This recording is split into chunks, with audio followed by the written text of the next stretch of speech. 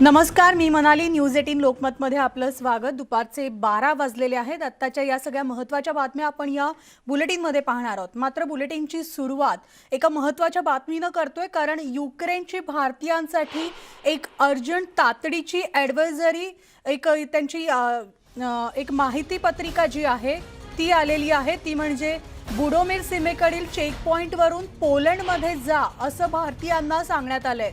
पश्चिम युक्रेनमधील सगळ्या भारतीयांना आवाहन करण्यात आलेलं आहे. युक्रेनमधील भारतीयांनी हंगेरी, रोमानियाकडे जावं.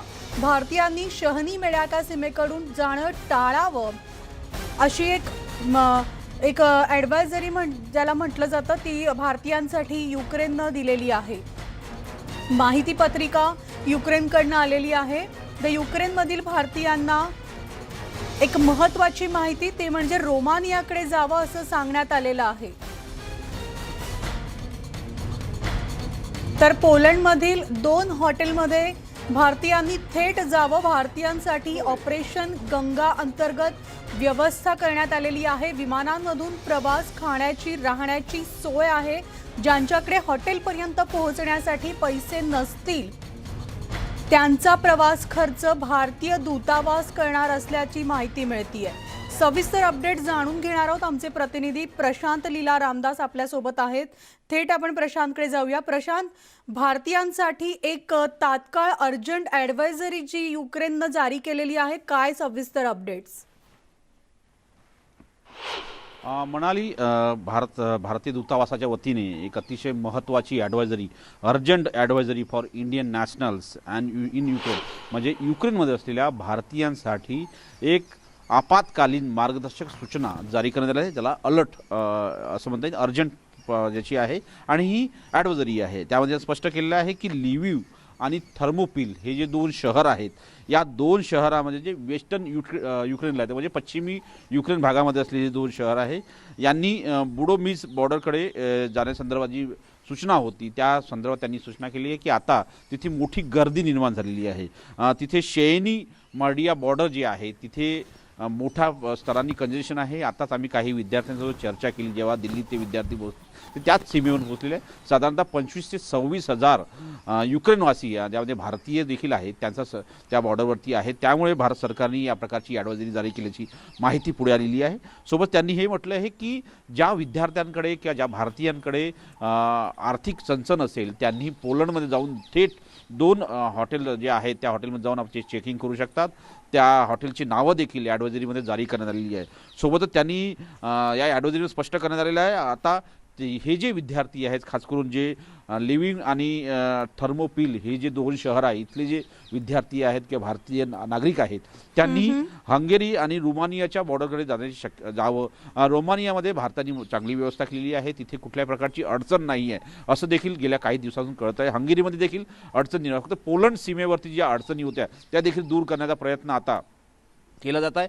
त्यासाठीच केंद्रीय मंत्र्याची म्हणजे विशेष दूत म्हणून 4 मंत्री हे वेगवेगळ्या देशात पोहोचलेले आहे. रोमानिया, हंगेरी, सेल्वॉन आणि सोबतच जर बघितलं आपण तर पोलंडमध्ये, अशा 4 देशांमध्ये हे 4 दूत पोहोचलेले आहे. भारत सरकारचे 4 दूत आहे, त्यांना सर्व अधिकार देण्यात आलेले आहे भारतीय विद्यार्थ्यांसोबत, भारतीय नागरिकांसोबत, आणि त्यांना कुठल्याही परिस्थितीने भारतात म्हणजे मायदेशी परत आणण्याकरता सर्व ते उपाय करण्यात येत आहे. आणि त्याचमुळे ही ॲडवायझरी जारी करण्यात आल्याची माहिती पुढे आलेली आहे. म्हणाली अगदी बरोबर. त्यामुळे प्रशांत, नक्कीच जे भारतीय युक्रेनमध्ये अडकलेले आहेत आणि ज्यांना भारतात येणं आता अतिशय आणखी खडतर होत चाललेलं आहे, त्यांच्यासाठी ही महत्त्वाची माहिती म्हणावी लागेल.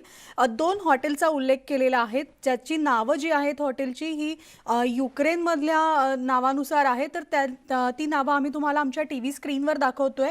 या 2ही हॉटेलमध्ये या भारतीयांनी जायचं आहे ज्यांना हा खडतर प्रवास आहे किंवा या प्रवासाचा खर्च पेलणं शक्य नाहीये, त्यांचा खर्च देखील भारतीय दूतावास देणार असल्याचं या ॲडव्हायझरीमध्ये म्हटलेलं आहे. साधारण हे जी अंतर आहेत प्रशांत, युक्रेनपासनं किंवा राजधानीपासनं किती अंतरावर आहे? कारण अनेक जण वेगवेगळ्या भागात अडकलेले आहेत आणि तिथून त्यांना या ठिकाणापर्यंत पोहोचणं सुद्धा खडतर आहे. मनाली, जर बघितलं युक्रेनमध्ये जवळपास 256 शहर आहेत. त्या शहरांमध्ये 2 प्रमुख शहरं आहे, किवी जी युक्रेनची राजधानी आहे, दुसरी खार्किव्ह जिथे साधारणतः मोठ्या संख्येने 5,000 विद्यार्थी तिथे शिक्षण घेतात. आणि याशिवायही इतर लेवी शहर ज्याचा उल्लेख आपण या ॲडव्हायजरीत करण्यात आला ते आहे. त्यानंतर थर्मोपिल आहे, चेर्नोबिल आहे, त्यानंतर चेर्नोबिल आहे. याशिवाय असे 256 शहर आहेत आणि या 256 मध्ये विविध शासकीय वैद्यकीय महाविद्यालयात असो की शासकीय अभियांत्रिकी महाविद्यालयामध्ये जे तिथे त्यात युक्रेन सरकारचे आहे त्या याच्यामध्ये भारतीय विद्यार्थी आपलं शिक्षण घेतात का भारतीय नागरिक तिथे विविध याच्या ठिकाणी काम करतात विविध स्थानांवरती.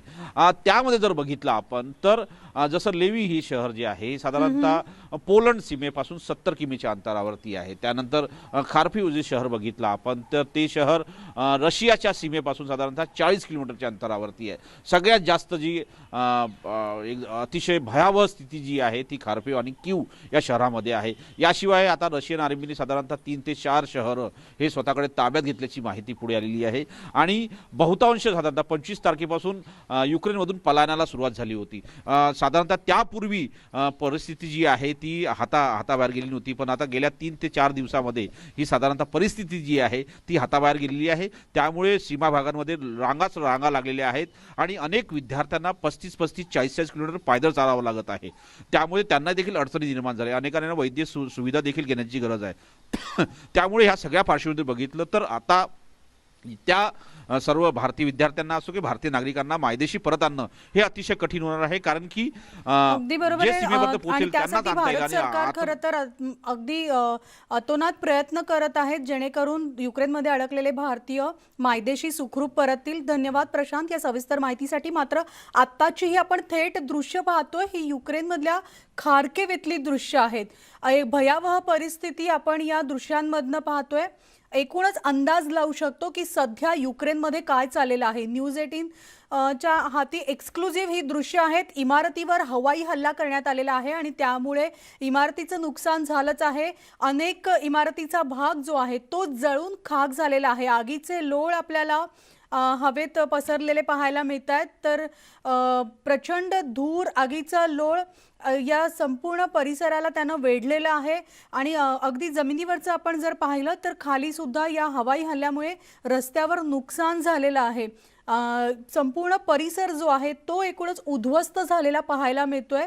तर या हल्ल्याची आपण भीषणता किती आहे ती आपण एक या दृश्याद्वारे याचा अंदाज आपण बांधू शकतोय.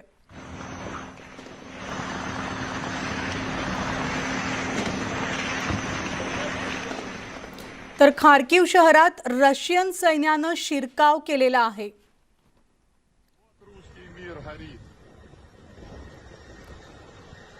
रणगाडा आपल्याला पेटलेला पाहायला मिळतोय. या रशियन सैन्याला तितकाच जोरदार प्रतिहल्ला युक्रेनकडनं केला जातोय. मात्र खार्किव्ह शहराला रशियन सैन्याचा वेढा घातलेला पाहायला मिळतोय. अनेक ठिकाणी हवाई हल्ले हवाई बॉम्ब हल्ले सुद्धा करण्यात येत आहेत.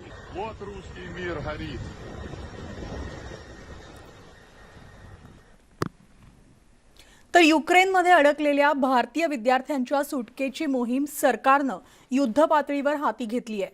हवाई दलाच्या विशेष विमानानं हे विद्यार्थी भारतात परततायत आणि या विद्यार्थ्यांचं स्वागत केंद्रीय मंत्र्यांकडून केलं जात आहे. दिल्ली विमानतळावर केंद्रीय मंत्री जितेंद्र सिंग आणि स्मृती इराणी यांनी या विद्यार्थ्यांचं स्वागत केलं. स्मृती इराणींनी या विद्यार्थ्यांशी संवाद साधलाय.